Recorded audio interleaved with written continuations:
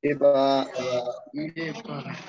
Ya, baik, kita mulai. Assalamualaikum warahmatullahi wabarakatuh. Waalaikumsalam warahmatullahi wabarakatuh. Waalaikumsalam warahmatullahi wabarakatuh. Saudara sekalian, selamat bertemu kembali ya pada perkuliahan metodologi penelitian yang bagian kuantitatif. Yang minggu kemarin pembelajaran kita dilaksanakan secara asinkronus lewat media rekaman video walaupun sederhana, tapi mudah-mudahan itu bisa memberikan pengantar terkait dengan hakikat penelitian, kemudian tujuan, manfaat, dan kegunaan penelitian, serta berbagai macam jenis-jenis penelitian, walaupun masih singkat ya. Kemudian pada pertemuan hari ini atau kali ini kita akan membahas terkait dengan masalah penelitian. Tapi saya minta informasi karena tadi kuliah dengan Pak Sabar ya. Iya Pak. Iya Pak, iya. Ya. Iya Pak. Suara saya bisa terdengar dengan jelas? Alhamdulillah, sangat jelas sekali. Ya, baik, terima kasih. Mungkin saya minta informasi singkat ya, yang sudah dibahas dengan Pak Sabar apa saja, biar nanti kita tidak mengulang-ulang gitu. Monggo silakan, singkat saja, poin-poin apa yang silakan. Tentang pendekatan Pak. Pendekatan. Hari ini tadi membahas apa? Pendekatan penelitian. Ya, Pak. Iya, historis, meliputi, filosofis, antropologis. Jadi fokus pada berbagai pendekatan penelitian ya. Iya Pak. Ya, Pak. Terus pada pertemuan sebelumnya yang dibahas Pak Sabar itu apa itu? Kemarin masih tugas, sempat masuk juga Pak. Baru ketemu lagi sekarang. Oh, baru bertemu hari ini ya? Iya, ya. Ya, baik, maksud saya nanti biar apa yang kita bicarakan tidak ada yang mengulang ya. Kalau toh mengulang itu sifatnya hanya melakukan persepsi dan juga memberikan penguatan, tidak mengulang sepenuhnya begitu. Hari ini kita akan fokus membahas satu tentang permasalahan penelitian.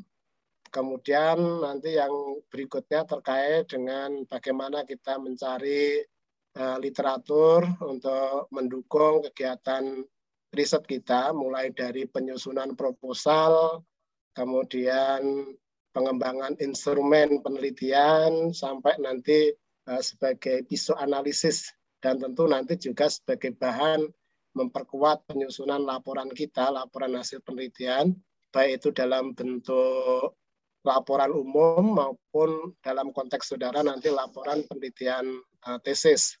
Kemudian juga yang penting tesis itu tidak berhenti sampai pada penyusunan tesis, tapi diharapkan nanti dari hasil penelitian tesis Anda itu bisa dipublikasikan, baik itu dalam bentuk jurnal maupun dalam bentuk yang lain, misalnya buku.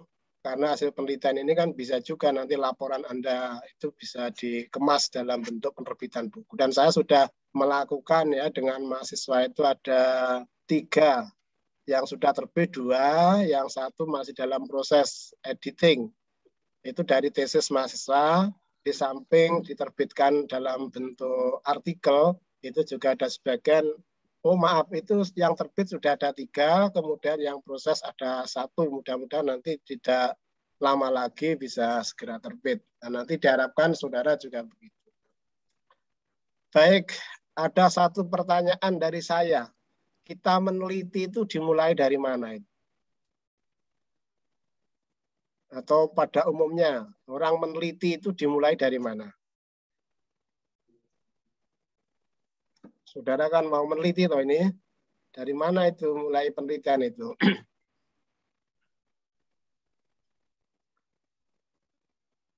Silakan, ada yang mau komentar? Saya, Pak. Silakan, Mas Abdurrahman Wahid ya. Mungkin singkat saja Pak ya. Boleh, singkat atau panjang juga boleh ya. Iya, Pak. Baik. Pengetahuan saya Pak, jadi dalam melakukan penelitian itu saya memberikan penjelasan dengan ilustrasi pertanyaan, Pak. Terkadang banyak orang yang bertanya, kamu mau ngangkat judul apa gitu? Judulmu apa? Nah, itu bagi saya ya, itu adalah sebuah kesalahan fatal. Itu adalah sebuah melanggar etika penelitian. Karena dalam etika penelitian itu langkah yang harus dilakukan awal itu adalah yakni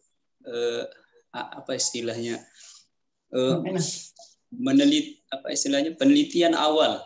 Ya. Ketika melakukan studi lapangan, misalkan field study, maka peneliti harus terjun mengetahui fenomena, gejala-gejala dan yang ada dalam fenomena yang ada dalam objek penelitian tersebut. Itu kalau file study. Nah, sedangkan kalau nanti metode penelitiannya itu menggunakan library research, maka tentunya tahap awalnya adalah mencari sebuah permasalahan utama itu dengan cara mengkaji sekalipun tidak keseluruhan tapi lebih banyak mengkaji literatur terlebih dahulu, Pak, supaya nanti penelitian itu sistematika dan akurat begitu, Pak. Nah, jadi bagi saya yang tepat pertanyaannya itu adalah kamu itu mau mengangkat masalah apa, tema apa yang diangkat, bukan judul apa. Gitu. Ya. Itu singkat dari saya, Pak. Terima kasih. Ya, baik. Jadi ada kata kunci tadi judul, tema, dan masalah itu ya. Silakan mungkin satu lagi perwakilan dari Putri. Anda jangan takut berkomentar loh ya. Saya tidak akan memarahi saudara atau mencaci Anda ketika saudara komentar itu mohon maaf misalnya belum tepat, enggak masalah itu kan. Nanti dari sini kan kita bisa menemukan sesuatu. Proses menemukan itu kan harus banyak dialog seperti ini toh. Nanti kalau saya ceramah tentang metodologi Anda juga bosan itu. Silakan mungkin satu lagi dari Putri lah biar imbang. Ya, silakan. Mbak siapa ini? Iva, Mbak Pak. Iva. Ya, silakan. Ya. Silakan, Mbak. Dalam sebuah penelitian itu memang katanya Mas lalu itu benar yang nggak langsung nentuin judul, tapi kita dalam melakukan penelitian itu tentunya kita mencari topik atau fenomena yang menarik untuk saat ini dengan alasan kenapa kita harus meneliti hal tersebut agar nanti pembahasan atau penelitian yang akan kita lakukan itu berguna bukan hanya untuk sekarang tapi untuk masa mendatang kayak gitu, Pak. Jadi setelah kita mengetahui kasus atau problem di dalam tempat tersebut, contohnya melakukan penelitian lapangan tentang bagaimana pendidikan PAI di sekolah SLB. Kita terlebih dahulu kita harus mengetahui sekolah tersebut sebelum kita melakukan penelitian di sana. Kayak penelitian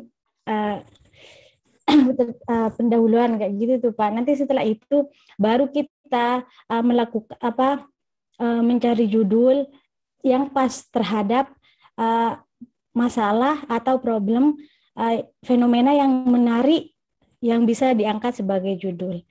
Mungkin seperti itu, Pak. Ya, baik. Ini sebenarnya kalau bisa disimpulkan secara singkat itu meneliti itu dari mana toh mulainya itu? Itu kira-kira apa itu? Kata kunci. Ini tadi uraian dari Mas Abdurrahman, dari Mbak Iva kan agak panjang itu ya.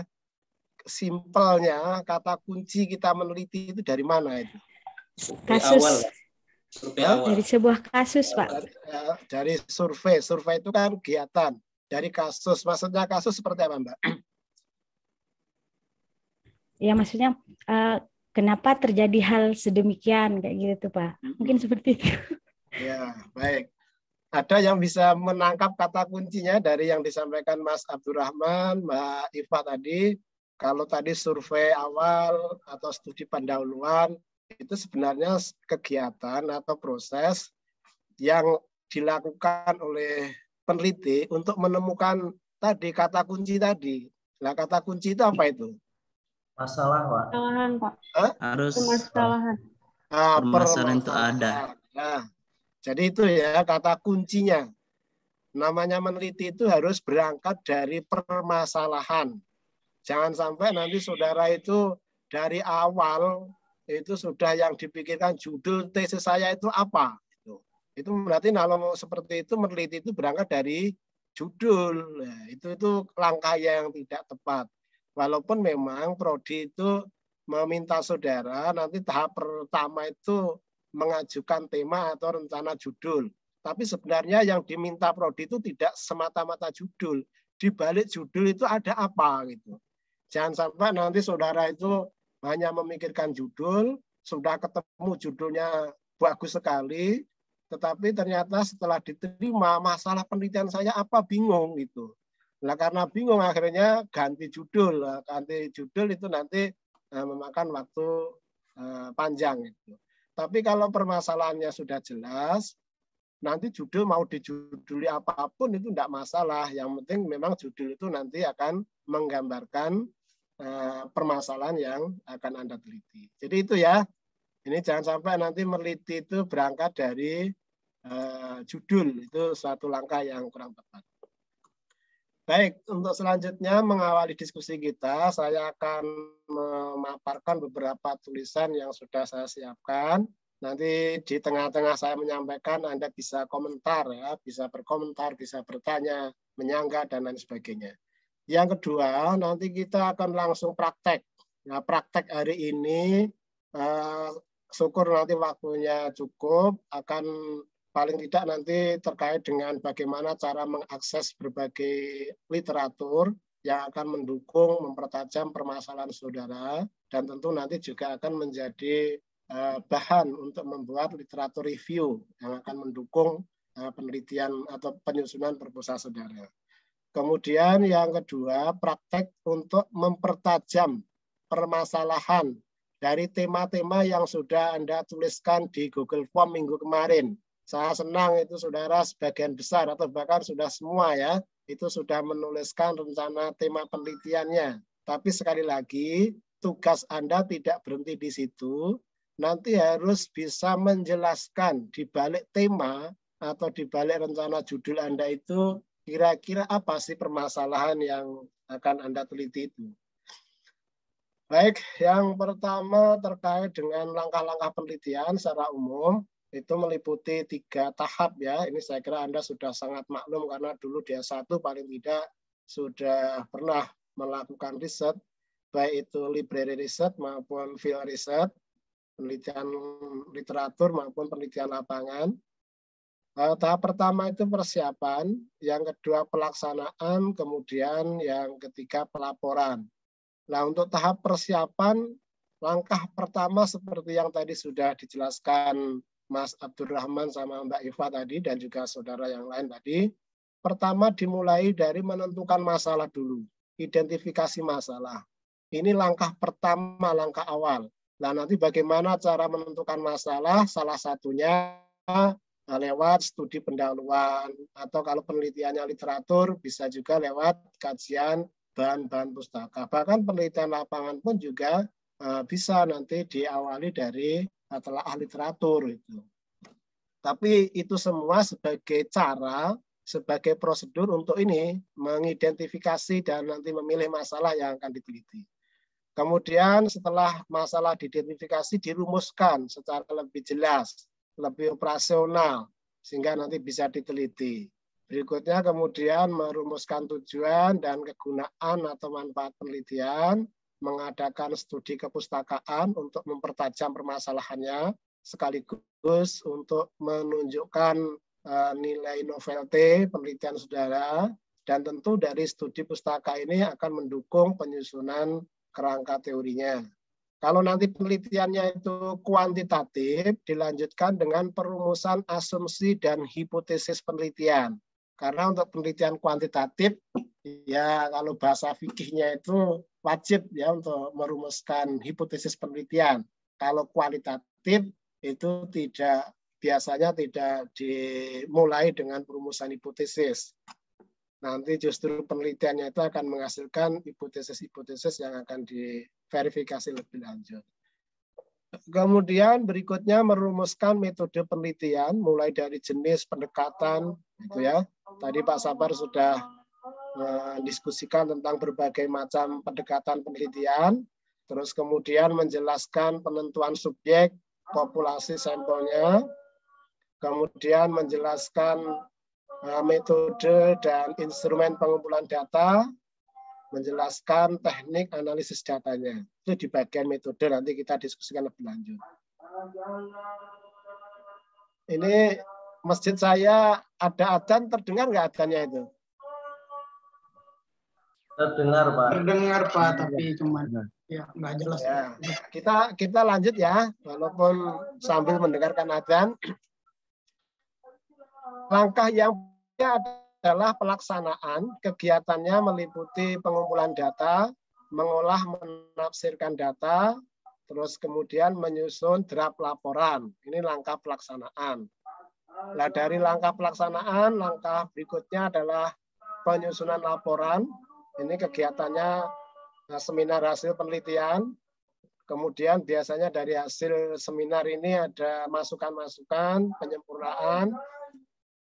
Nah, untuk tesis ya mungkin dalam bentuk sementara ujian munakosa itu dulu ada pemikiran sebelum munakosa nanti ada presentasi hasil, kemudian setelah presentasi hasil itu dilanjutkan ujian munakosa, tapi sampai sekarang rencana itu belum terrealisir ya, baru ujian munakosa saja itu.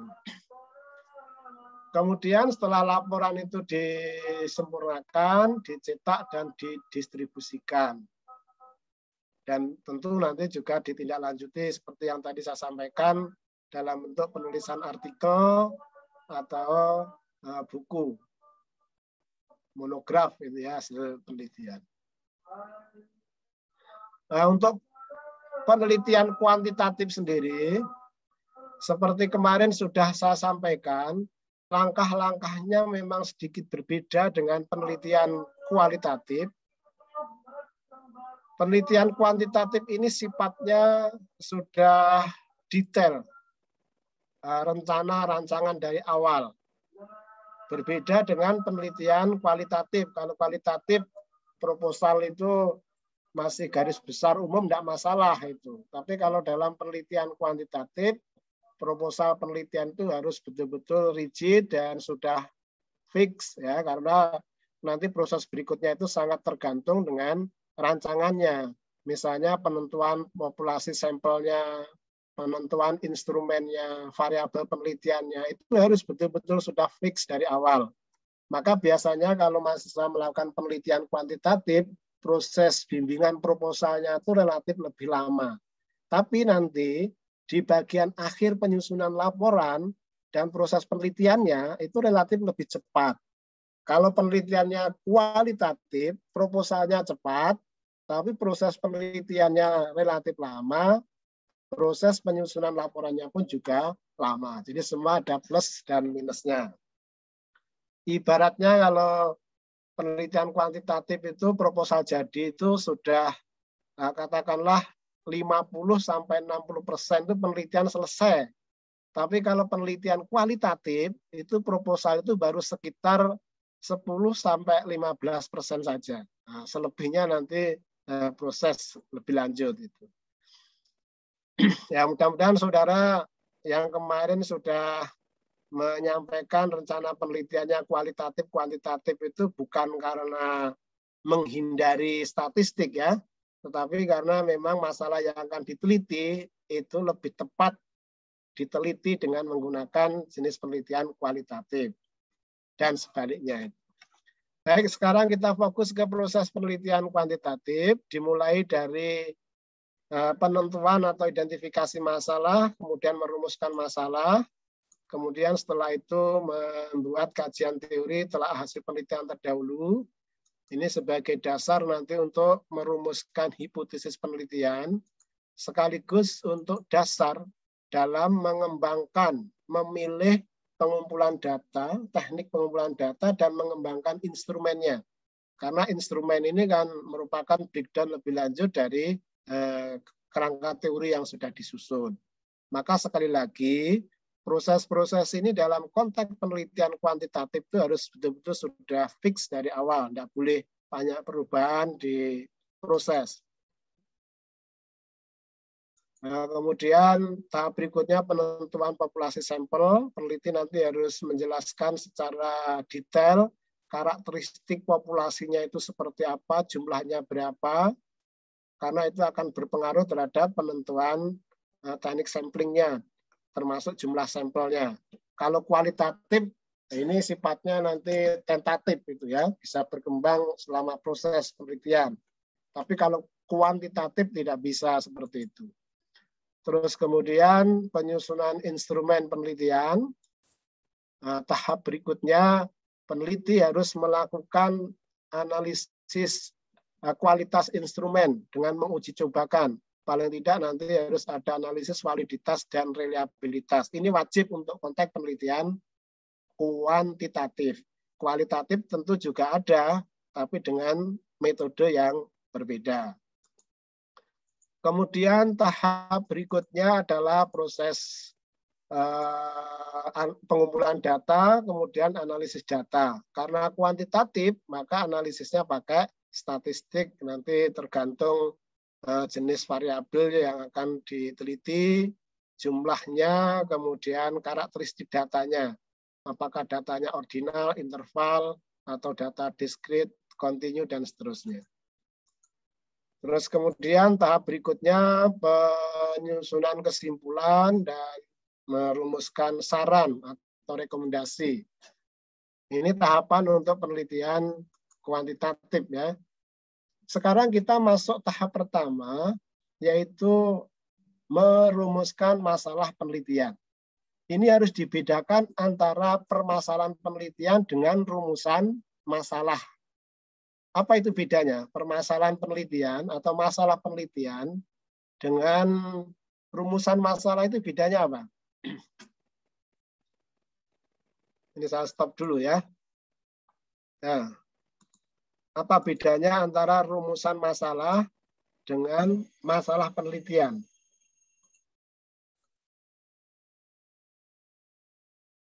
Karena nanti ketika munakosah jangan sampai saudara itu, dan ini merupakan pertanyaan umum ya, pertanyaan umum dari para penguji tesis. Ini bocoran untuk saudara biar nanti saudara ketika ujian siap itu. Biasanya pertanyaan umum yang diajukan itu misalnya begini, apa permasalahan penelitian saudara? Nah, kalau Anda itu ditanya begitu, kira-kira jawabannya apa itu?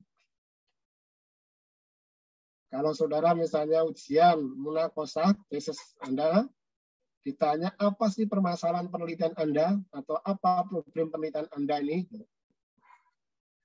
Kira-kira Anda akan menjawab apa itu? Ini penting ya, nanti saudara sebelum ujian itu membayang-bayangkan mereka-reka pertanyaan yang akan disampaikan oleh para penguji. Nanti dengan cara begitu, dimungkinkan saudara akan lancar ketika ujian munakosah. Seperti saya dulu ketika ujian disertasi juga begitu. Karena saya sebelumnya juga sering menyaksikan ujian disertasi teman-teman saya. Nah, kemudian dari situ saya mencoba membayangkan misalnya penguji ini biasa disampaikan pertanyaannya begini, penguji yang lain begini. Kemudian saya coba rumuskan jawabannya. Bahkan itu saya tulis itu. Nah, ternyata dari apa yang saya lakukan itu sebagian besar muncul ditanyakan oleh para penguji disertasi saya. Sehingga alhamdulillah pada waktu itu saya relatif lancar gitu ya menjawab pertanyaan-pertanyaan yang disampaikan oleh para penguji saya itu. Karena kalau ujian disertasi terbuka itu kan disaksikan oleh banyak orang. Kalau sampai ditanya nggak bisa jawab kan malu juga itu kan. Kalau tesis mungkin yang menyaksikan sedikit, apalagi kalau daring mungkin hanya para penguji saja. Silakan, ada yang mau komen? Saya Pak. Ya, silakan, Mas Gufron. Imam atau Gufron duluan nih? Ya, silakan, Mas Gufron. Ya, Mas Gufron. Mic-nya kalau tidak ada gangguan dari luar dibuka aja, nggak apa-apa ya, biar kita itu bisa lebih interaktif gitu. Kecuali kalau di sekitar Anda agak gaduh, bising, nah itu biasa di mute gitu kan.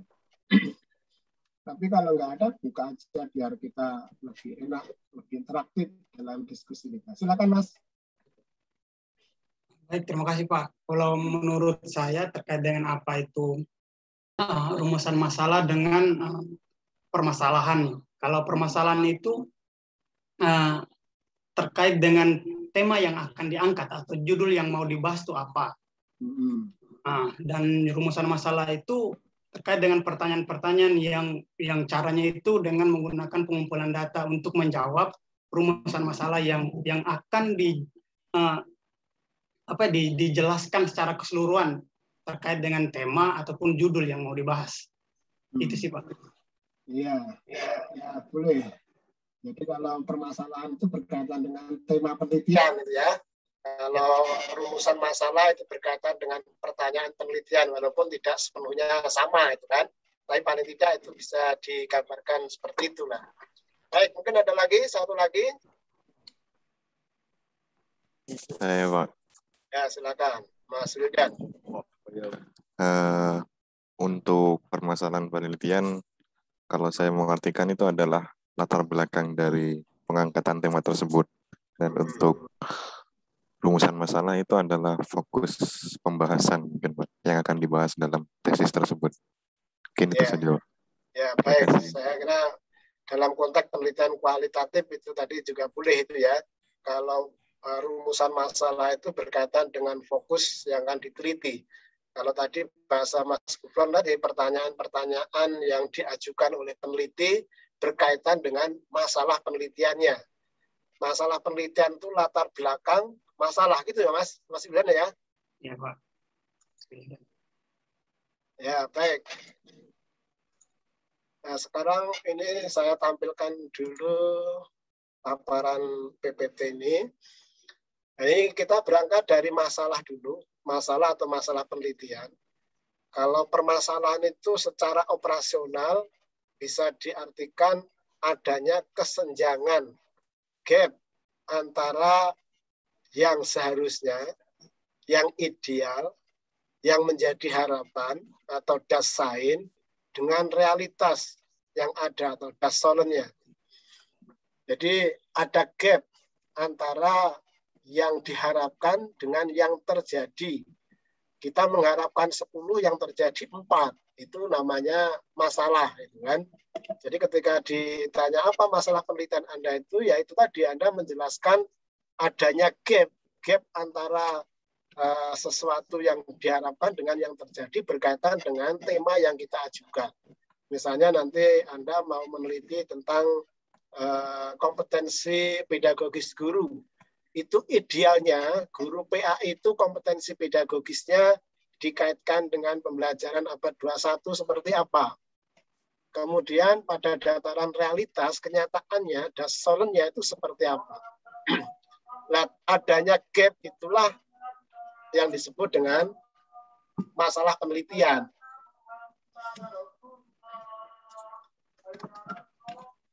Maaf, ini ada komat ya, biar berlanjut dulu.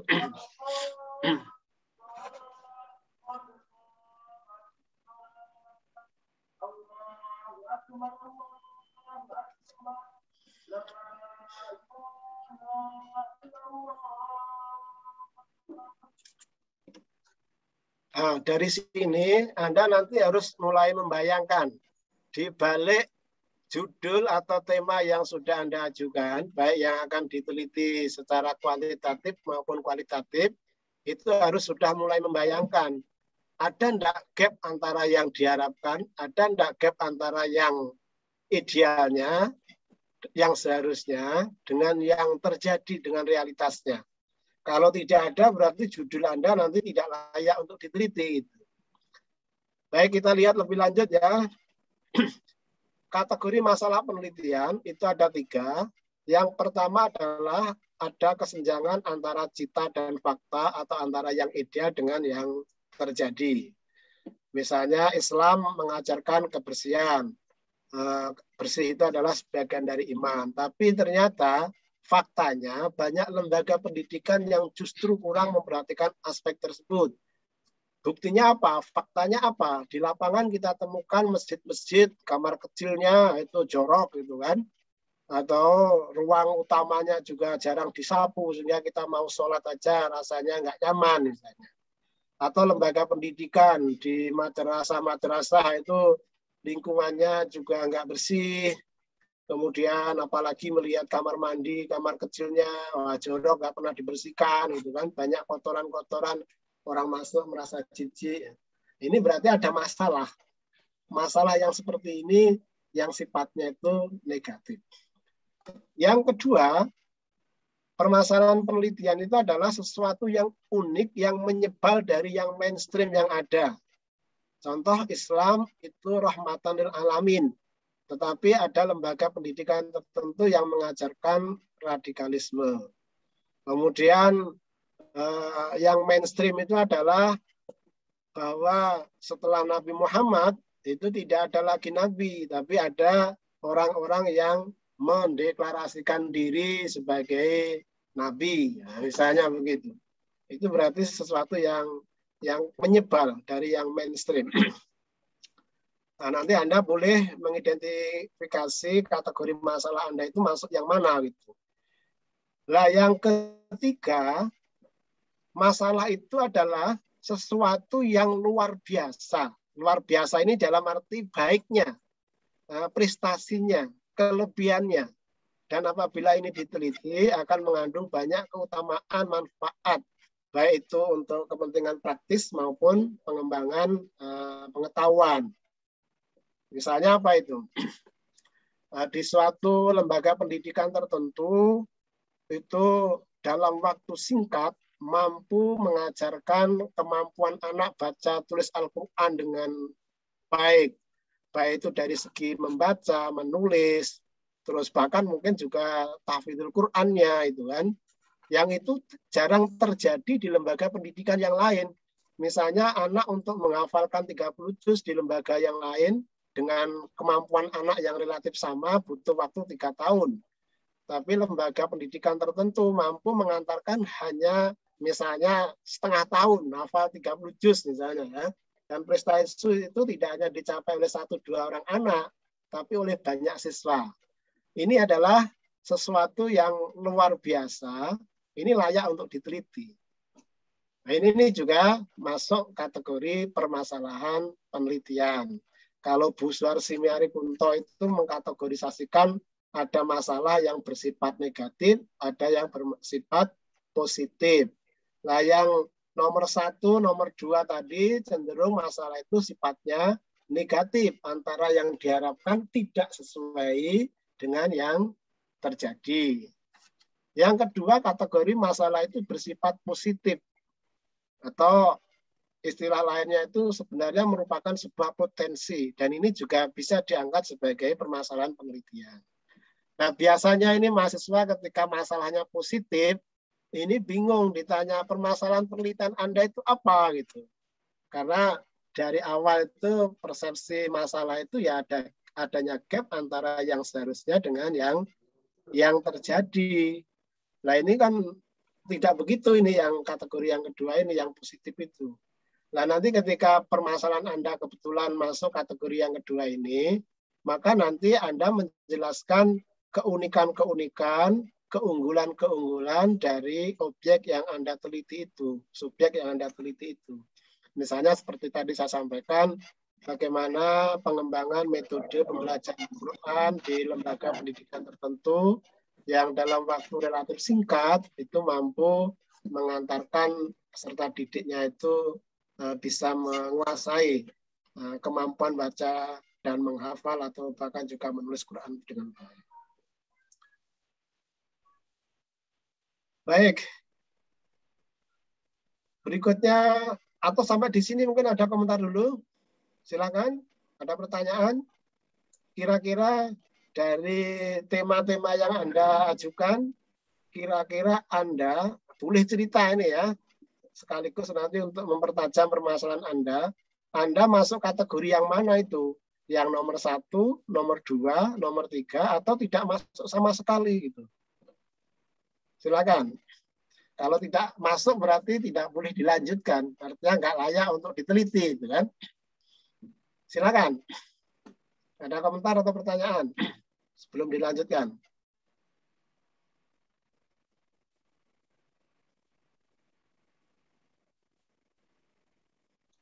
Bisa dipahami ya apa yang saya sampaikan ya?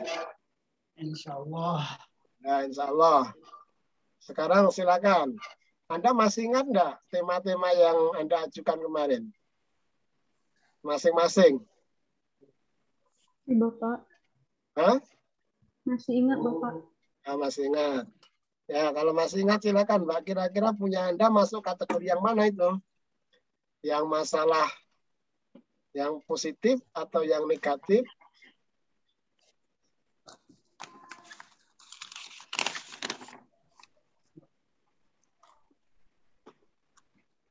Mas Wildan, jangan lupa deh Mas Wildan. Gimana? Saya coba Pak. Ya, silakan. Baik. Mana catatan saya?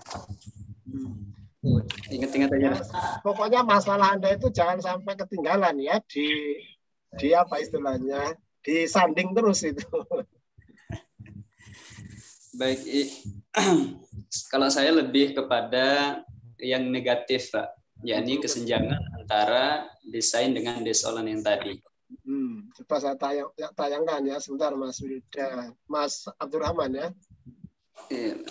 Ini Mas Abdurrahman. Ini judulnya ini silakan Mas, coba Mas. Oh, ini karena sifatnya masih pilihan Pak. Saya punya beberapa tema penelitian sih Pak. Oh, ini beda dengan ini ya? Oke Pak, itu sebagian ya. Sebagian nih. Iya, cuman. Baik, silakan. Saya ketik aja lagi yang alternatif yang lain. Silakan. Apa Mas? Baik. Ya, yang kedua itu paradigma, konsep barokah gitu ya. Konsep barokah. Konsep ya, atau paradigma ya, konsep barokah. Perspektif Maulana Syekh Tuan Guru Kiai Haji Muhammad Zainuddin Abdul Majid. Perspektif sah Maulana Syekh ya Syekh Tuan Guru Kiai Haji Maulana Tuan Guru Kiai Haji ya. Muhammad Zainuddin Abdul Majid. Muhammad Zainuddin Abdul Majid. Siapa Mas? Abdul Majid? Iya Pak, Abdul Majid. Ya, terus? Dan yang ketiga. Nah, ini berhenti sampai di sini atau ada kelanjutannya? Sampai sana Pak. Kalau sampai sini, ini nanti apakah nyambung dengan kompetensi Anda di PAI ya? Iya. Kayaknya Pak. Nanti ngontak ke PAI-nya harus muncul ini. Kalau seperti ini saya khawatir nanti Anda akan berebut dengan teman-teman di Usuluddin atau mungkin di dakwah itu kan. Ini perspektif PAI-nya harus muncul itu. Nah, nanti PAI-nya harus muncul itu ya. Baik, masih ada lagi Mas? Tinggal satu Pak. Kalau sebanyak banyak Mas Lalu. Ada catatan sih.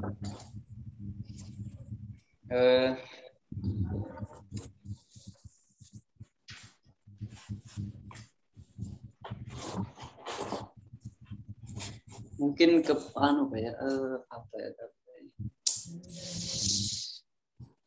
Refleksi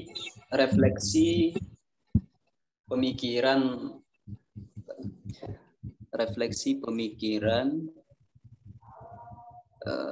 Maulana Syekh Tuan Guru Kiai Haji Muhammad Zainuddin Abdul Majid. Tadi ya sama ya.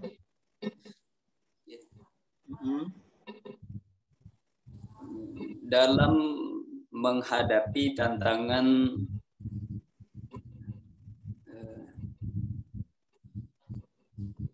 era revolusi industri 4.0.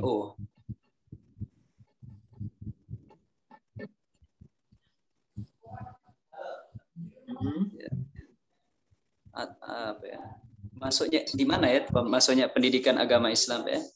Konsep refleksi pemikiran pendidikan Islam gitu. Ya. Karena ini masih tema sih Pak, belum selesai betul. Ya, baik. Paling tidak ini sudah bisa kita tangkap ya tema. Di balik tema sekali lagi ini nanti harus clear masalah penelitiannya apa gitu kan. Karena penelitian tadi berangkat dari masalah. Kalau nanti di balik judul itu nggak jelas masalahnya, berarti nggak layak untuk diteliti. Nah sekarang begini, ini terlepas nanti ya, apakah nanti yang mau ditekuni yang mana ditindaklanjuti oleh Mas Abdurrahman. Tapi setidaknya begini, dari dua yang terakhir, ini kira-kira berangkat dari permasalahan negatif atau positif? Yang negatif, Pak. Hah? Negatif. Kalau negatif gimana itu? Iya, begini Pak permasalahannya. Jadi permasalahan yang saya temukan adanya adanya kesalahpahaman paradigma dalam memandang konsep barokah ini, Pak. Jadi barokah hanya dipandang sebagai output, Pak. Sebagai output sehingga orang itu hanya duduk duduk diam dengar begitu saja tanpa ada duduk diam dengar lalu berdoa, kemudian ya sudah pasrah, ilmunya itu perlu diverifikasi atau bagaimana, cukup kembalikan kepada Tuhan begitu. Sedangkan saya sendiri memahami konsep barokah itu sebenarnya harus dijadikan landasan ataupun sebagai metodologi begitu Pak. Harus dipahami. Sekarang begini Mas Abdurrahman, ketika nanti Anda ditanya mengapa Anda meneliti pemikiran Syekh Maulana Tuan Guru Kiai Haji Muhammad Zainuddin Abdul Majid dalam konteks masalah barokah ini? Atau nanti yang kedua, pemikirannya tentang bagaimana menghadapi era revolusi industri 4 itu. Baik. Terkait dengan refleksi pemikiran dalam tentunya refleksi pemikiran beliau terkait pendidikan agama secara khususnya pendidikan Islam dalam menghadapi tantangan era revolusi sekarang ini, karena banyak problematika yang sesungguhnya relevan sekali ya, korelasinya terlihat sekali dengan pemikiran beliau. Itu saya bisa tangkap, identifikasi masalah itu saya bisa tangkap karena saya sendiri pun selama 6 tahun yang pendidikan di sana, dan ini adalah hal yang menarik sekali. Berarti kan Anda berasumsi pemikiran Kiai Zainuddin Abdul Majid ini kan baik itu berkaitan dengan masalah barokah atau pemikiran dalam rangka menghadapi tantangan era revolusi 4.0 itu ya. Iya, begitu. Nah, kalau seperti itu, apa betul ini masalah yang diangkat oleh Mas Abdurrahman itu merupakan masalah negatif itu? Karena persoalannya atau masalahnya itu Anda bukan tadi yang Anda ceritakan, tapi masalahnya kan mengapa Anda ini meneliti pemikiran dari Maulana Muhammad Zainuddin Abdul Majid itu. Nanti permasalahannya di situ. Walaupun mengapa ini dipilih, kalau tadi asumsinya kan tadi ada sisi keunggulan. Mungkin ada yang mau komen terkait dengan apa yang akan diajukan oleh Mas Abdurrahman. Ini sekedar contoh saja ya tadi untuk memahami bahwa masalah itu bisa berkategori positif, bisa negatif. Nah, dalam konteks seperti yang rencana akan diajukan oleh Mas Abdurrahman, Ini kalau tadi diklaim ini masalahnya negatif, Anda setuju atau tidak itu? Kalau contohnya seperti ini. Nanti kan yang Anda teliti itu kan bagaimana pemikiran beliau terkait dengan masalah barokah itu, gitu kan. Dan tentu kalau tadi masukan saya ya, misalnya itu dilanjutkan, dikaitkan dengan PAI, ya nanti bisa dilanjutkan begini dan implikasinya dalam pembelajaran PAI misalnya. Atau pengembangan nilai-nilai PAI di sekolah, di madrasah, sehingga nanti ini ngontek ke PAI, bidang core, bidang keilmuan Anda. Gitu. Yang kedua juga begitu, bagaimana implikasinya terhadap pembelajaran PAI di sekolah atau di madrasah. Tapi kembali lagi, tadi sekedar untuk menganalisis masalah positif, masalah negatif, ini kira-kira dua contoh ini, yang dua terakhir ini masalahnya positif atau negatif. Mas Abdurrahman tadi menyatakan itu negatif, gitu kan? Silakan, ada komen yang lain.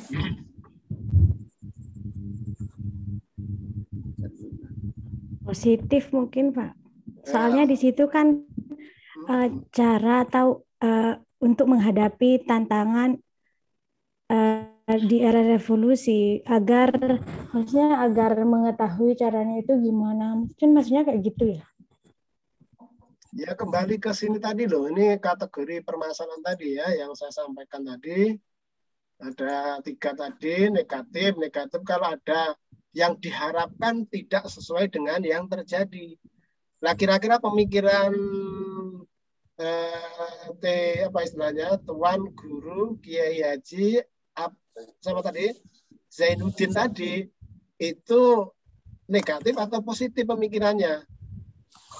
Oh, berarti positif ya Pak ya? Positif. Iya, karena fokus penelitian Anda tadi, Anda nanti adalah menggali pemikiran-pemikiran beliau itu seperti apa. Mengapa diteliti? Karena asumsi Anda, beliau punya kelebihan dalam hal itu, punya keunggulan dalam hal itu.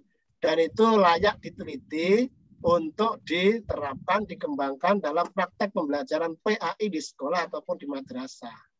Tapi kalau misalnya pemikiran, mohon maaf, ulama tertentu itu nyeleneh, nyimpang dari yang umumnya, nah itu berarti bisa diangkat, diklaim sebagai masalah yang negatif itu. Itu, Pak. Gimana Mas? Gimana?